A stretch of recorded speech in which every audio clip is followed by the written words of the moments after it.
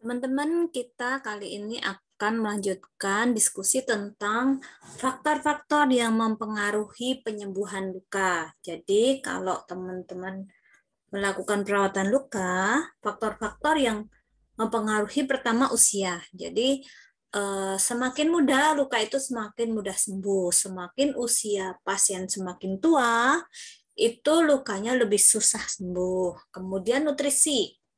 Nutrisi ini penting sekali ya. Jadi orang yang ada luka dia harus mendapatkan banyak protein atau tinggi protein. Jadi misalnya ibu post sesar atau postpartum dengan luka episiotomi atau laserasi di daerah genitalia, ini ibu harus makan tinggi protein, terutama ibu post sesar ya, karena lukanya lebih dalam, itu sesar itu berlapis-lapis. Jadi ibu harus banyak makan protein. Protein itu bisa didapat dari telur, tempe, daging, ikan, kemudian tahu. Jadi cek sumber-sumber protein apa saja. Nah, itu ditingkatkan. Kita harus edukasi ke pasien agar meningkatkan konsumsi protein. Misalnya rata-rata ini bidan bilangnya gini, Ibu harus makan itu ya, telur rebus sehari minimal 4 putihnya, kuningnya 1 aja gitu.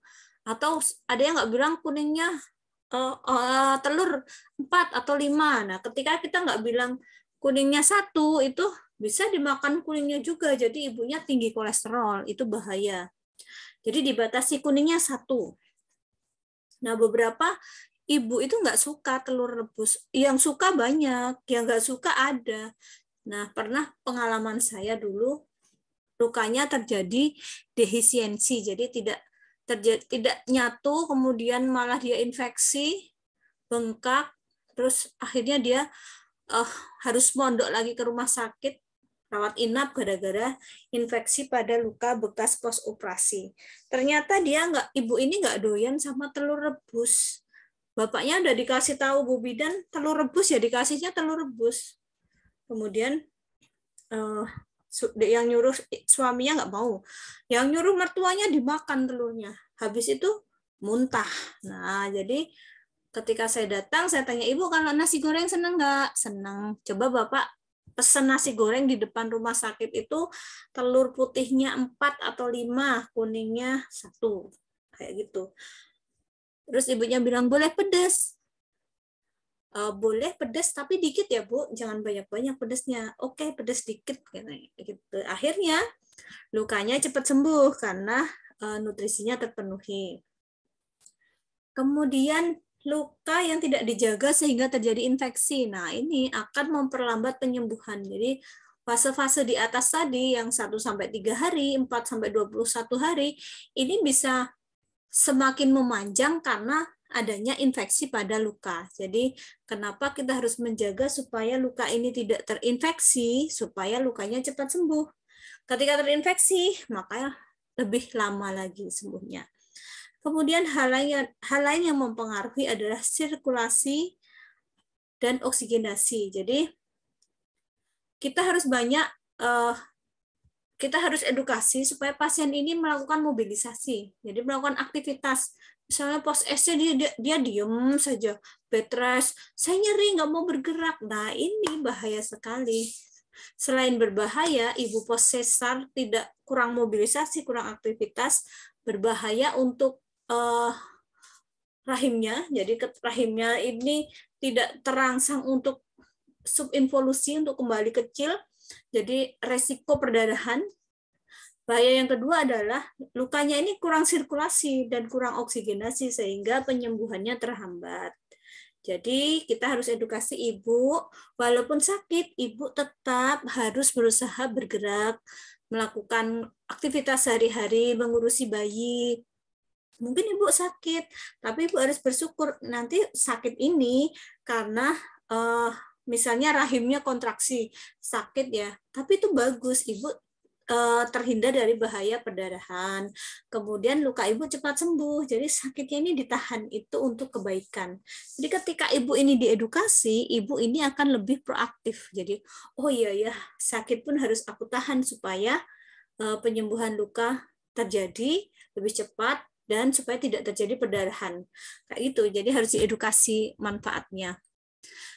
Kemudian pada luka yang terdapat hematom atau darah yang di dalamnya, darah yang tidak bisa keluar ya, darah yang terperangkap ini mengganggu penyembuhan luka. Jadi ketika ada hematom ya harus diinsisi, diambil darahnya tadi. Kemudian atau ada benda asing di dalamnya, misalnya kotoran kayak pasir atau apa seperti itu juga mempengaruhi penyembuhan luka karena kita tidak menjaga kesehatan, terkena ada benda asing masuk di daerah luka, pasir atau yang lain. Kemudian iskemi ini kurangnya darah di sekitar. Bisa karena tidak kurang bergerak, kurang mobilisasi juga bisa.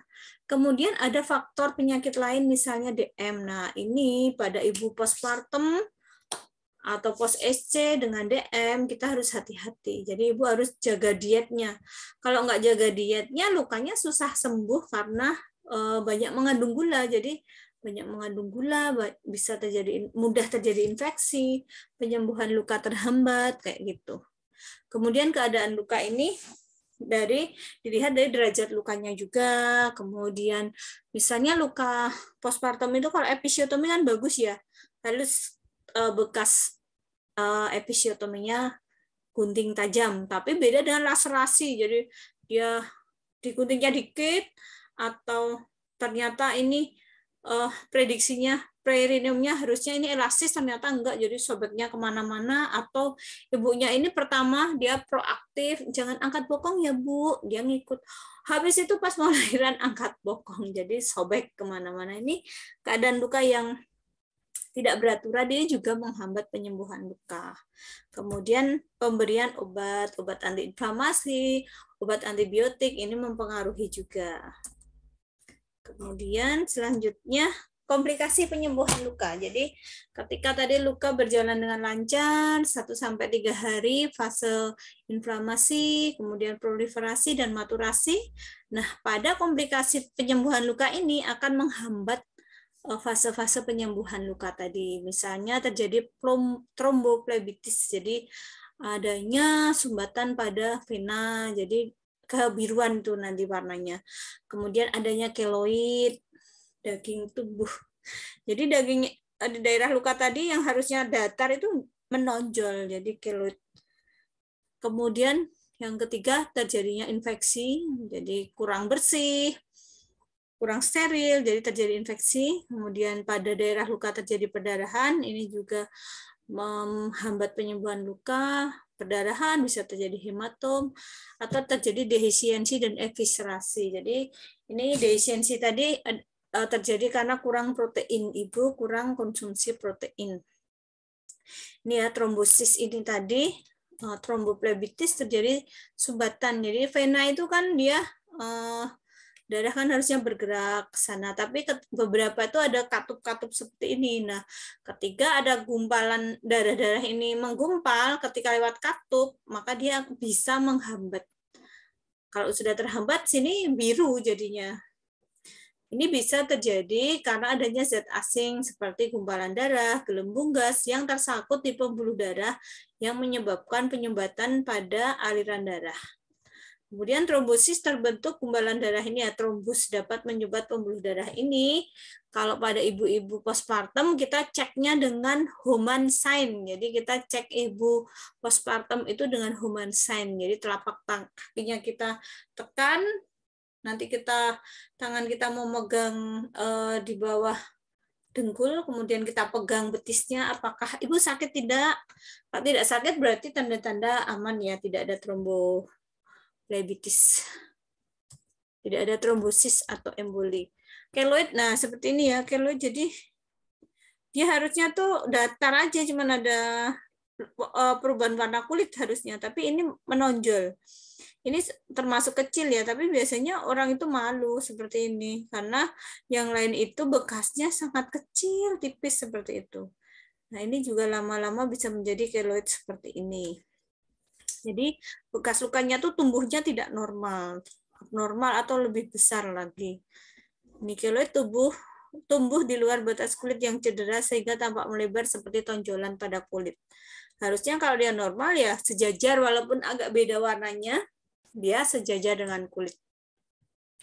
Kalau infeksi, kita lihat ada kemerahan, ada pembengkakan, ada perdarahan ini, kebiru-biruan ini, ada hematom namanya. Kemudian defisiensi ini lukanya tidak nyatu. Jadi ini udah dijahit sebenarnya, tapi kurang protein, jadi lukanya nggak nyatu. Ini nggak nyatu ya, jadi ini bisa karena kurang protein. Jadi dia kok nggak ada tanda-tanda infeksi, kok nggak nyatu. Bisa karena defisiensi. Atau kok ada infeksi, nggak nyatu juga. Dicek, ternyata tanda-tanda infeksi ada, tanda-tanda kurang protein ada, berarti dia defisiensi. Tapi kalau ini ya, jadi defisiensi itu bisa karena infeksi, bisa karena kurang protein, bisa karena dua-duanya. Kalau eviscerasi ini ada organ yang keluar, jadi misalnya lemak atau usus atau apa, jadi ada yang menonjol lewat luka itu, otomatis lukanya sulit sembuh.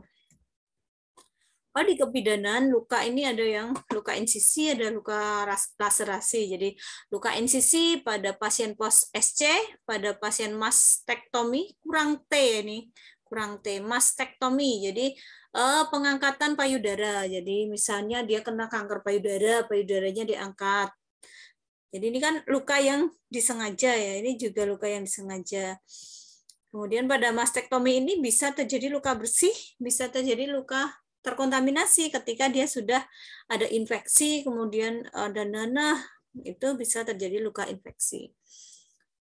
Luka terkontaminasi. Kemudian laparotomi, misalnya pembedahan di perutnya ada kista, ada dia akan dilakukan kuretase, dilakukan histerektomi, dan lain-lain. Nah, ini di pembedahan pada daerah perut ini. Kemudian episiotomi itu kalau lahir spontan, nah jadi lewat vagina, kemudian kok ini diprediksi perineumnya kurang elastis nih atau bayinya gede, harus dilakukan episiotomi agar tidak terjadi luka laserasi yang tidak beraturan. Jadi ini ya luka yang laserasi yang tidak disengaja. Kalau insisi disengaja, laserasi atau gores tidak disengaja, misalnya pada vagina, pada perineum, ini atau pada rahim, leher rahim. Nah, ini terjadi luka. Bisa terjadi karena saat melahirkan atau trauma, kemudian luka pada uterus. Nah, ini contoh-contoh luka yang disengaja dan tidak disengaja. Kemudian pada seksio sesarea, jadi apa sih SC itu? SC adalah pembedahan untuk melahirkan janin dengan membuka dinding perut dan dinding uterus.